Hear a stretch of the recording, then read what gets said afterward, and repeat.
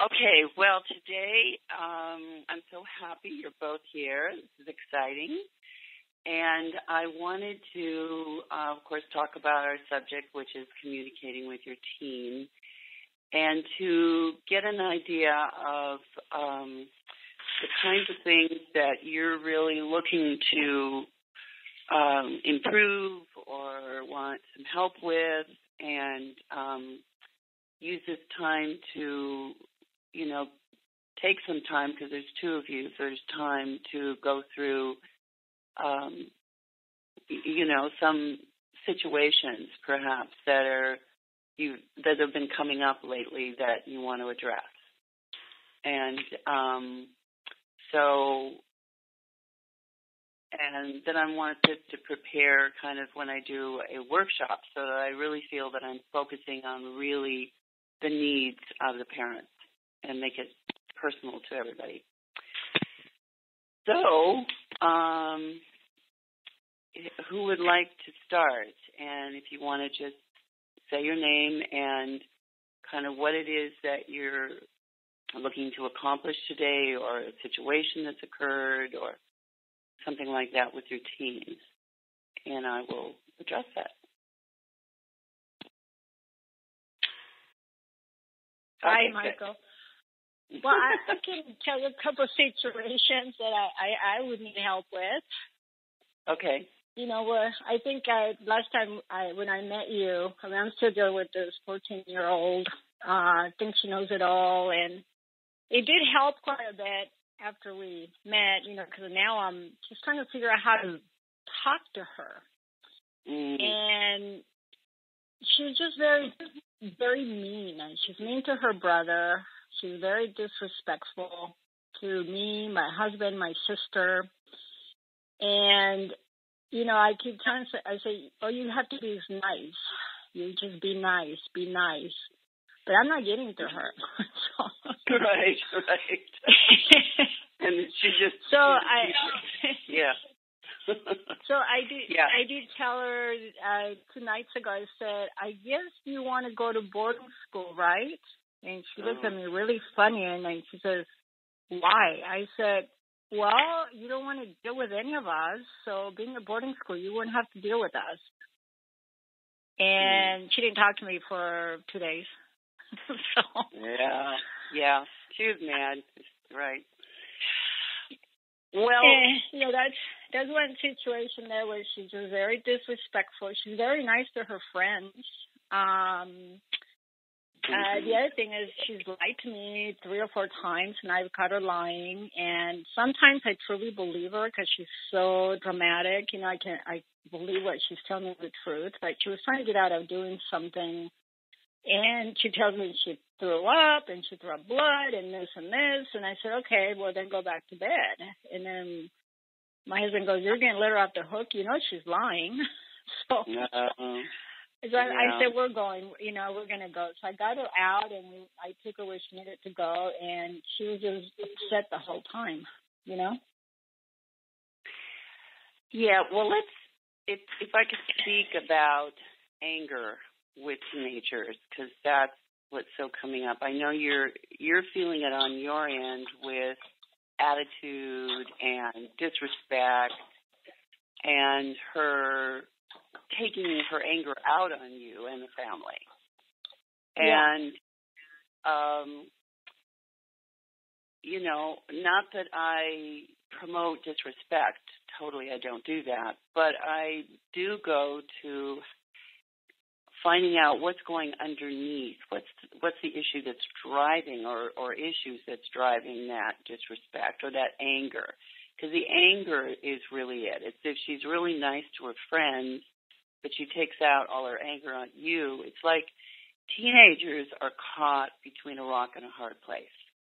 They are growing up and wanting their independence and being accepted by friends, but they still need the guidance, and then they resent that they need the guidance from their parents because they are caught in this place of, I'm supposed to be independent in my thinking, in my world. I want to do it my way.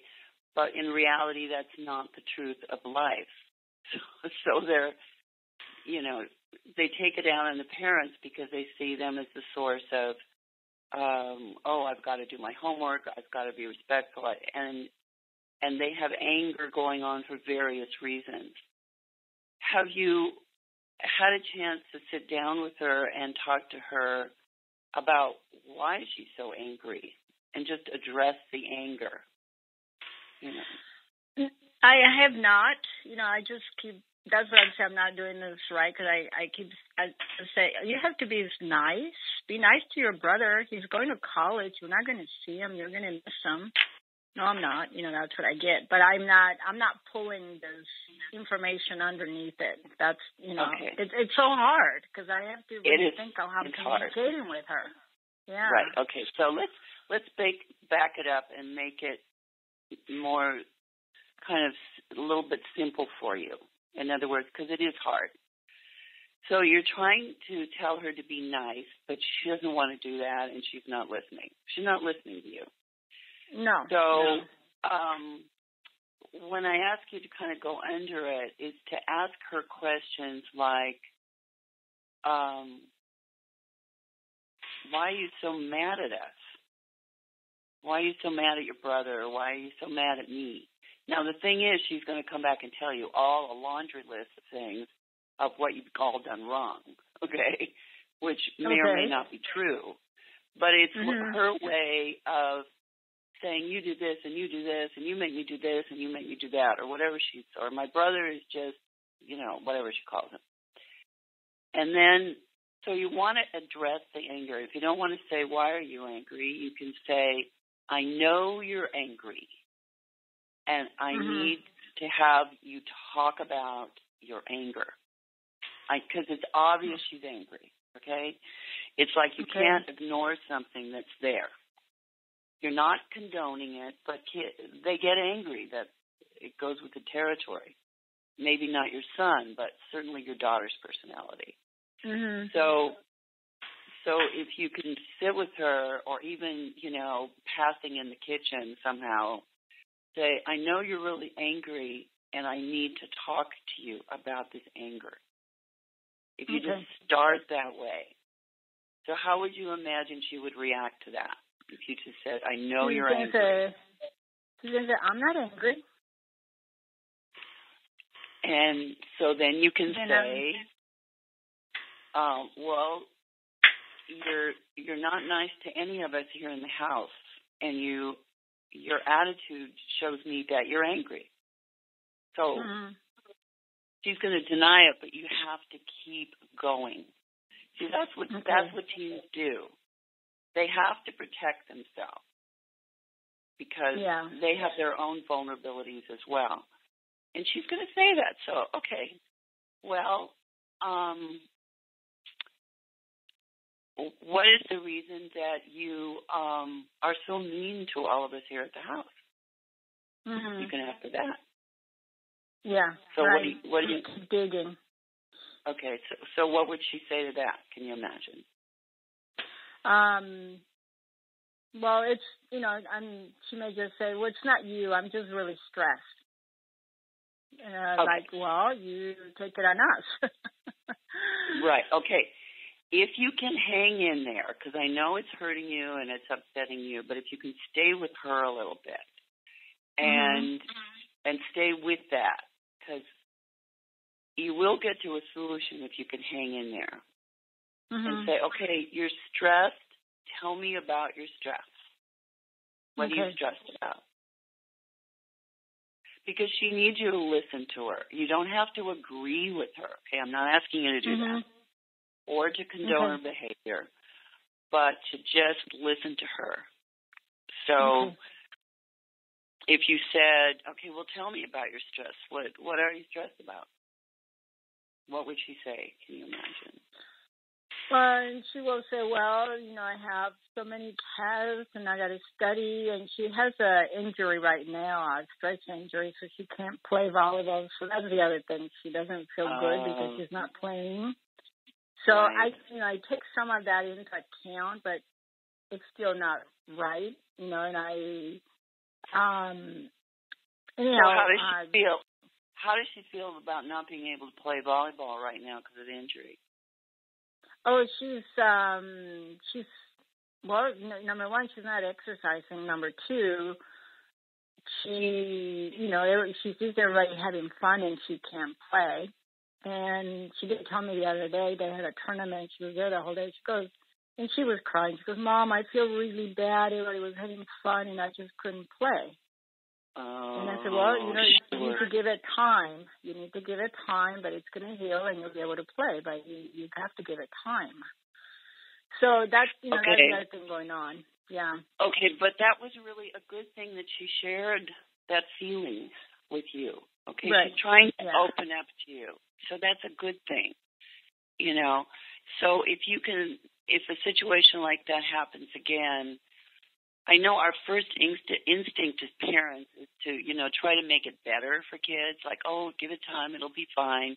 And it will, mm-hmm. That's the truth. But in the moment, teens can't really see forward that much. They stay in the moment. So mm-hmm.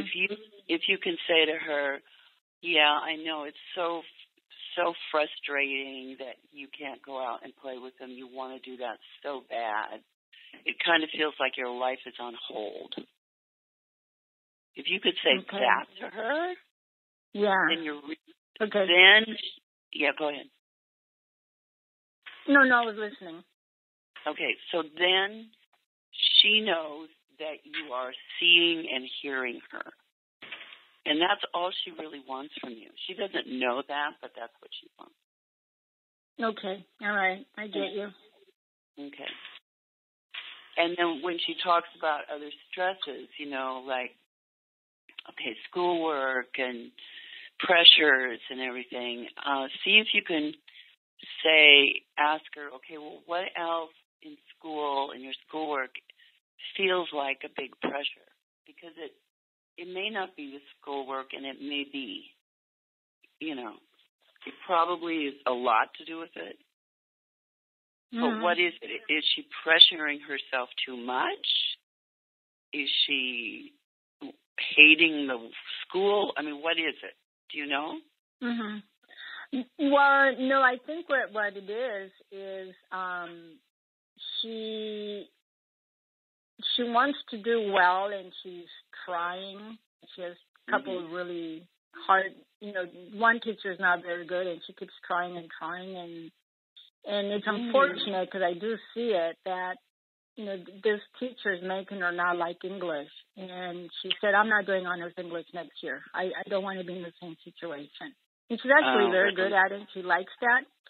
But if she keeps trying and trying and trying and, somehow in this class she's just not, doing as well as she would like to be doing.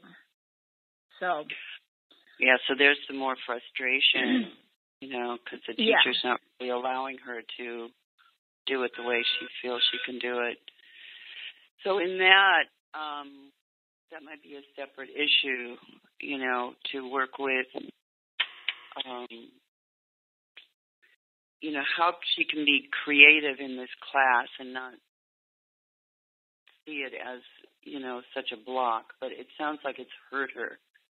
It would me if I was with a teacher that was not, she didn't like. But I guess I would try and find out a little bit why she didn't like the teacher, too, what it is about this.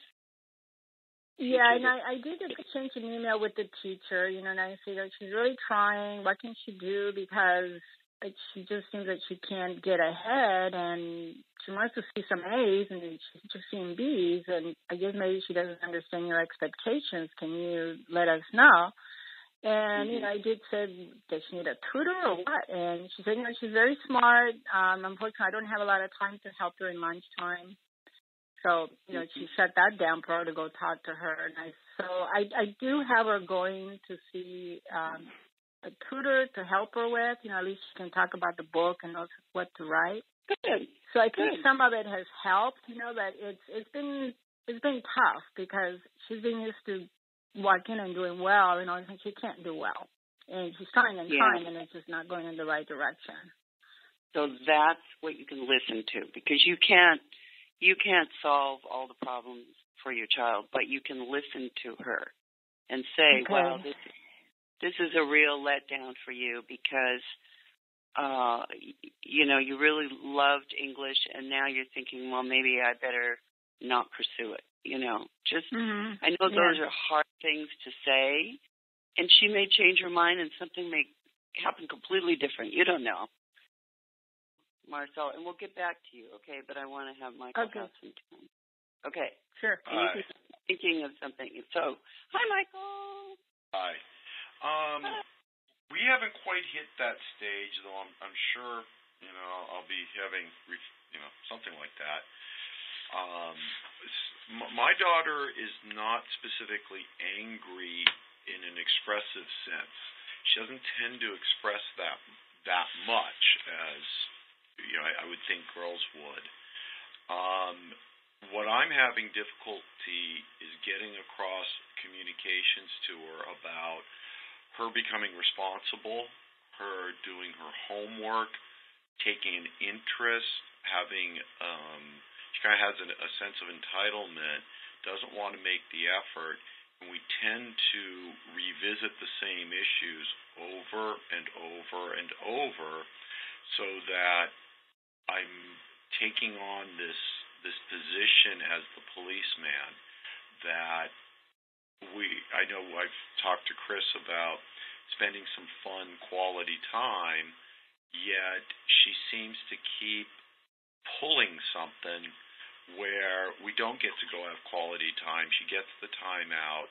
She loses a privilege. She spent an entire weekend on a timeout, the entire thing, and I don't feel like I'm getting any of the message, or as much of the message across to her as I should.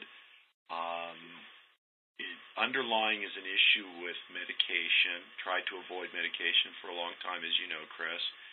Right. She has ADD, but she is still resisting. She's somewhat agreed, I think, on a surface level to pacify me, but she hasn't connected the dots that she does very well in school when she does her medication, but she doesn't when she doesn't, and her grades have lost almost an entire grade point, but now she agrees she's going to do it, but then there seems to be something that comes up every week, or every day, almost every day, and I just said, look, I'm not going to fight with you to do it, but did you do it? And she will lie, and then I push, and eventually she admits it. I think she thinks I have some crystal ball or a surveillance camera, which I don't, but I can read it in the tone of her voice. Yeah. When she's lying about it. And I guess I can't really communicate to her that she needs to start doing some things for her own well-being and take a level of responsibility. She just turned 13, and sometimes I'm reminding her of things I've been reminding her of forever. Yet if I don't, then we really do have some issues. Then it's always a blame. In fact, she just blamed me. Oh, golly, I can't remember what it was, but it was a consequence. Oh, yeah. I wouldn't let her go today to go meet her friends at In-N-Out Burger because she hasn't been, she got a 0 on a recent homework assignment because she didn't turn it in. She came up with the I forgot excuses. I said the I forgot doesn't work anymore. And she blamed me. Well, now I can't go. This is the only day her friend has off, and now she can't go, and it's my fault. And I said, no, it's not my fault. You're responsible. You didn't do your homework. You haven't taken care of things. Well, I'm doing better. I said, no, it's going to take longer. You need to get on the right track for a while before you get your privileges back. Thought about it and came back and what I call owned her behavior. What do you mean just in this conversation right now, or? No, it was a couple of months ago or something where you really turned it back on her. What I'm saying is she tends to blame, not take responsibility at times. And So, to say to her, to sit with her and say, what is it that drives you to do that? In other words, any question you can come up with that puts it back on her. It's her life, and she keeps having you orchestrate it. Right. There's intelligence, there's giftedness, there's potential, and sometimes we see their behavior in front of us, and then we kind of forget what's behind. That they do have the ability to problem solve. Not like we problem solve. No, don't compare it to you, because their brains are not developed. And so they're not going to problem solve the way you do, but they do have the ability to go into that process and try to figure it out. If they're given some questions and some support. And yes, it's a slow process, and it's not going to happen overnight, but if you stay consistent with it, they kind of depend then that you're going to be able to let them bounce off of you. Because I know she needs you so much. I mean, I know that. So if you can try to step back and take a breath and go, okay, I'm going to do something different, because everything I'm doing right now is just bringing the same result. And just stick with some questions and sit with her with it. Try not to, get into expectations at that moment. Does that make sense? What do you mean by don't get into expectations? Well, the expectations that she's going to get the homework done. Yeah. Just put that on the side table for a minute. Okay. And then focus on, okay, what is it that's keeping you from doing your homework? Oh, by the way, we did kind of make that step recently in the deal in discussing the homework in a little bit different way. I've asked her, what can I do to help you to remember? So we kind of made a little breakthrough about the Minder Binder, her scheduler, about checking it a couple times. Now, I don't know if we're going to complete this, but we put that on the table. Like, I'm trying to change myself from the policeman into the assistant. Excellent. That's great. That's really good. So, are you getting what you need today? Is there something? Is this helping, or do we stay on the track here?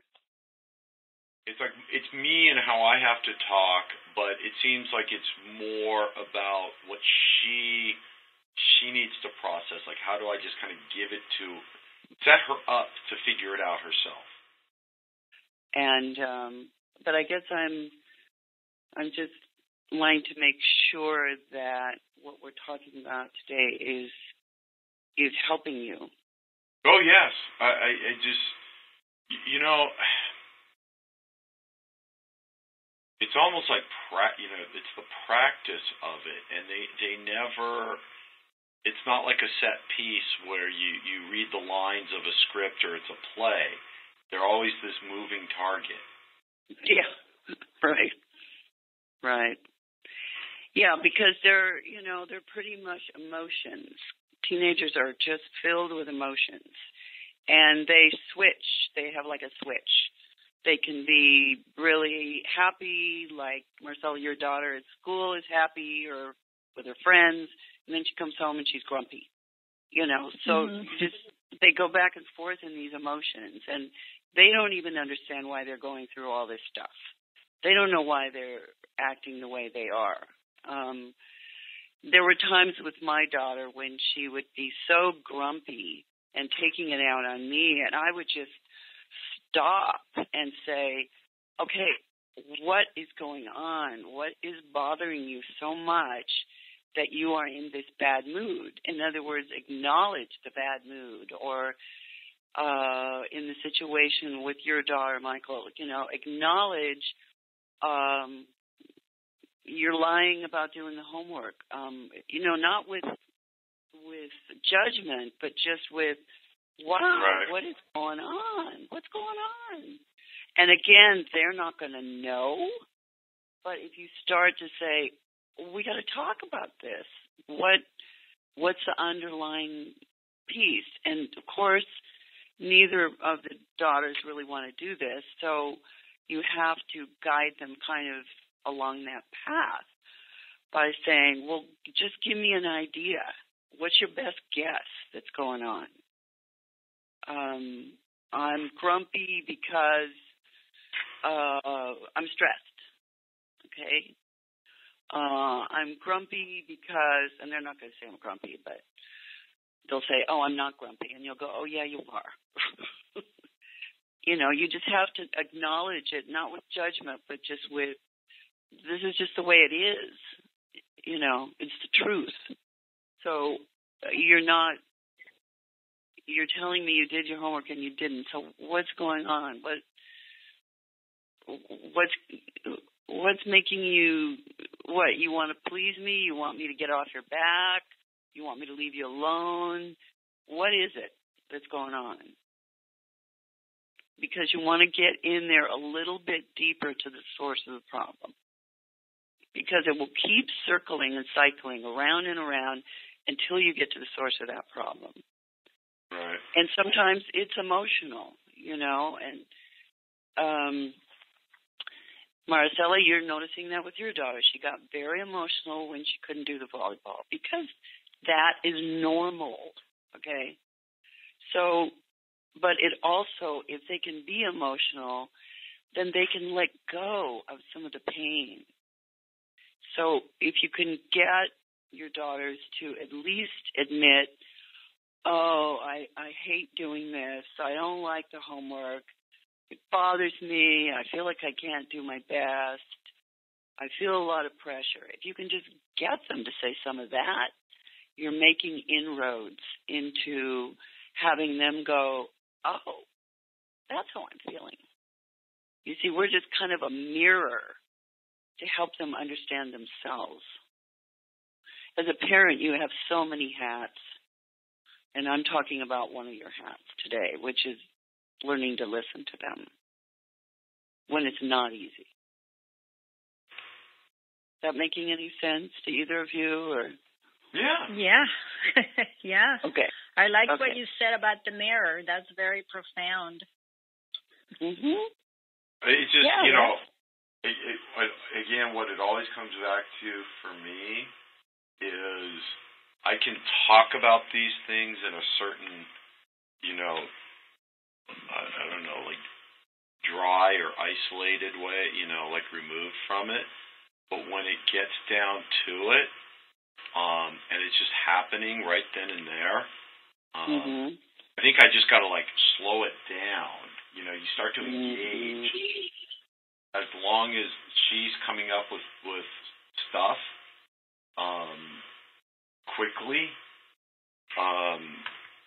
and I engage, well, I've lost because she can make soup out of it real quickly. Yeah. It's a diversion and a distraction, so don't let that happen. Just back off. Back off and just really stay with it, because they come up with all of these other diversions. It's this, it's that, it's the other. So try to stay focused. Really, for both of you, stay focused on your child and not what you're going to say, but on what's going on with them. Okay, so I want to, before we end today, does that help? Of course. Okay, good. Yeah. So, okay, good. Good. So, was there anything else? Yeah, go ahead. It's just hard to remember to, not to react, I guess, for me. I just have to really pull back and listen and not answer until I really understand, and then I can give her a more thoughtful answer. Absolutely. Well said. Yes, I agree. It's a stepping back. Yeah. And putting, however you want to imagine it, you're stepping into some different shoes. They're not the same shoes that you always present or the same persona you always present to your child. This one is a more thoughtful recognition of your child. It's, okay. You're not there to debate who did what and who did what and who didn't. It's not about that in that moment. It's about making that connection with your child deeply. And it doesn't always happen every time, but if you do a little bit each time, it grows. It just grows. Yeah. Okay. Mm-hmm. Thank you. All right. Thank you. All right. Yeah, give me an email. Thank you. Yes, good luck, absolutely. Michael. Nice meeting you. Have a good day. Yeah, same here. All right. Bye-bye. Okay. Bye-bye, everybody.